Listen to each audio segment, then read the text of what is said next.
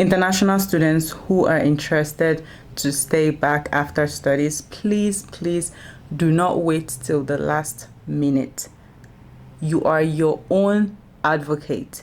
Even if you have a job, these companies, they're not going to come to you with all the options. You have to do your own research and set up meetings with your managers, set up meetings with whoever is in charge, and let them know. You don't have to tell them forcefully. Have a discussion with them. Oh, my OPT is gonna expire. Give them a timeline, a hard one. You have to be calm and gentle and fierce at the same time. Okay, if you know what I mean. Try to let them know these are the options, this. Find ways that they can sponsor you. Let them know on time. These processes, they take a lot of time, so the earlier the better. Advocate for yourself. Do not be scared. The worst case is they're gonna say no. I got a no the first time I tried one option. I got a yes from my manager, but I got a no from the lawyers, and I convinced my manager, and he went back to tell them, and I got a yes. Unless you try, you're not gonna know what's on the other side. Hey everyone, how are you all doing? I hope you all are doing well. Thank you so much for stopping by. In this video, I am going to be sharing with you how to legally stay back after your studies, if that's what you're interested in doing. And I'm going to be sharing based on my experience and my research.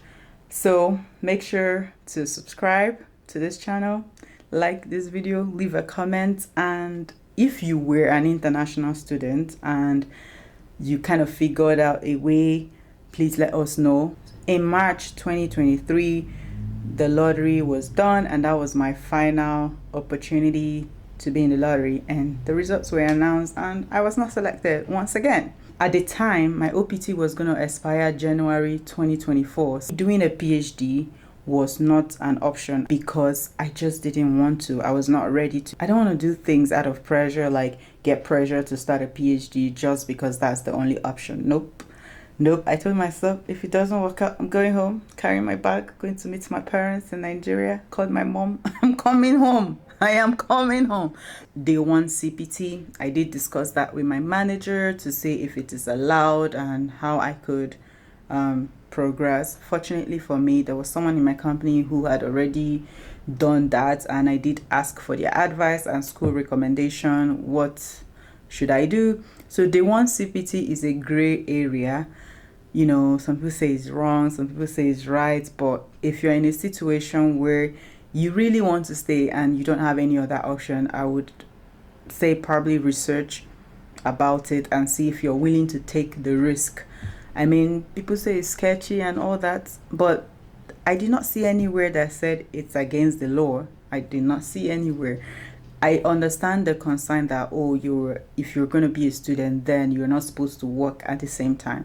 But I guess that's why I think the unofficial name, I don't know if that's an official name, it's called the 1CPT. So that's a way where you can be working 20 hours or 40 hours full time, and then you can still be studying. But the thing is, it's not forever. It's meant for people who believe probably by the time they're done with that program, their immigration issues will vanish, or they will somehow magically get selected in the lottery, or they have another status they're looking at. Green card is just to buy time. That's the word. It's just for you to buy time. It's not permanent solution. It's just for you to buy time for whatever you are planning. So you might consider exploring that, but at owner's risk. O1 visa. This is a very interesting visa. Sorry, I know. Please, I want you to go and read about it. If I give you the name, I don't have to tell you everything about it.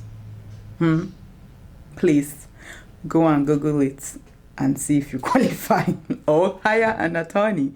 I went to talk to my company and I told my manager we could do an O1 visa. I think I qualify for this, and I did a consultation. I got a lawyer for myself. Good. If you can afford it, I recommend getting a lawyer for yourself to discuss your immigration options. Talk to them. It's worth it. I did consultations with multiple lawyers and eventually decided the law firm I was going to go with for my immigration needs. So please, if you can afford it, do it. Do it for the peace of your mind. So my lawyer did an evaluation and told me these are the things you qualify for, these are the opportunities you can apply for if your company wants to use me. Because for the O1, you need to have a company represent you. You cannot file by yourself.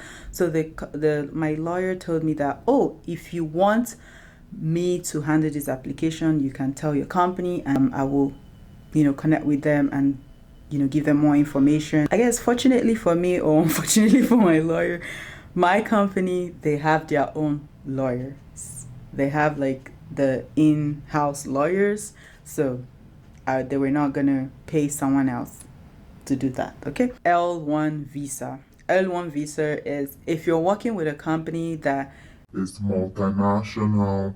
It would be good for you to probably leave the US for a year or two and then come back on the visa called L1 visa. So that visa kind of requires you to be outside of the United States.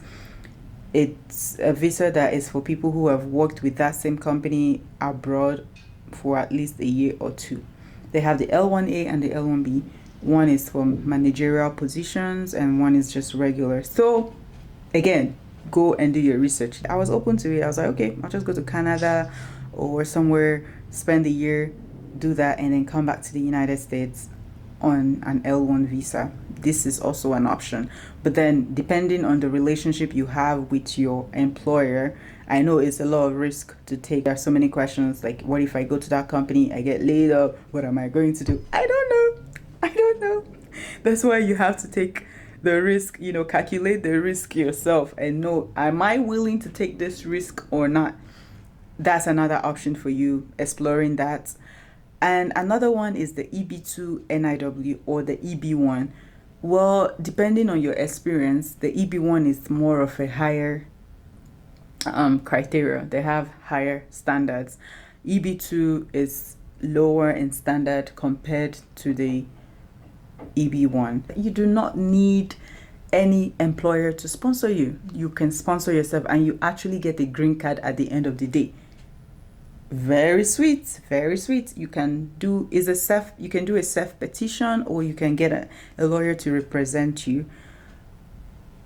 Personally, I like stress-free things, and this is in my opinion, is a stressful process. So if you can hire a lawyer to help you, fantastic. You are still going to do a lot of writing, but at least you have someone guiding you, telling you what to do, what not to do, putting the application, the bits and pieces you've written together, which I think is worth it. I don't know how much the lawyers are charging now, but I think it's from $5,000 and above right now. I know some used to charge $4,500, but a lot of things have changed now. So do your research, find a lawyer, read their reviews, make sure you hire the best person for your case. And it would be good to find a lawyer that offers money back guarantee. Is that what it's called? So that if they mess with your application, they're going to refund you or they're going to help you fix it. Also, there's the H1B visa. And why I am including this one as the last one is, even if your company decides to sponsor you, it's not just something that you would get. It's not guaranteed. You need to still be in the lottery, you need to be selected. So the odds are just not in our favor. The popular option is the lottery one. There's another type of H1B. That one does not require to be in the lottery, but not all companies offer that because it's not for all companies. So if you can get a university to sponsor you, then they are free to submit your application any time of the year. There's no cap on it. They are open to receiving applications at any time. So if you can find an organization that can sponsor you, organizations that have that eligibility, then that's another good way to stay back in the United States. And finally, you can find love. You know what I mean? If you find love, your partner, if they're a US person or they have a PR, then good for you because you can benefit from that. So guys, I know there are probably other options, but these were the options that I mostly explored, like the L1, the 1 CPT, O1, H1B, blah blah blah, EB2, and all that stuff. I explored all of them. So good luck with your process. And guys, if you're watching and you already figured these things out, help the rest in the comment section. Drop a comment for them telling us, you know, if there are other options that I am not aware of. Please let us know in the comment section and let the discussion continue. Thank you so much for watching today's video. I hope you learned one or two, and I'll see you in my next video. Do not forget to like, subscribe, and share. God bless you. Bye.